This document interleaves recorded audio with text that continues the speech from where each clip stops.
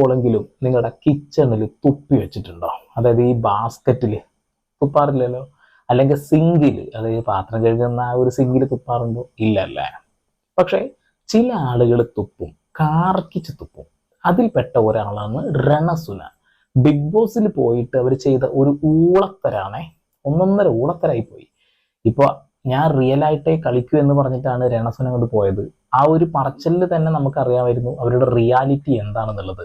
ഇപ്പൊ big boss കൊടുക്കുന്ന ഭക്ഷണത്തിൽ ഉപ്പില്ല, കർപ്പൂരം ഇല്ല എന്ന് പറഞ്ഞിട്ട് അടുത്തത് എന്തെങ്കിലുമൊക്കെ നാളെ കേൾക്കാൻ സാധ്യതയുണ്ട്. ഏകദേശം 50,000 രൂപയാണ് പെർ ഡേ അവർക്ക് സാലറി കൊടുക്കുന്നത് എന്നൊക്കെ പറഞ്ഞുകൊണ്ട് അവരുടെ PR വർക്ക് ഇപ്പൊ തന്നെ പണി തുടങ്ങി. അപ്പൊ അവിടെ ഇവിടെയൊക്കെ പൈസ ഒക്കെ കൊടുത്തിട്ടാ പോയിട്ടുള്ളതല്ലേ. കൊള്ളാം. എന്തായാലും ബിഗ് ബോസിലേക്ക് കയറി ചെന്ന് ആകെ പ്രശ്നം ഉണ്ടാക്കി വെച്ചിട്ടുണ്ട്.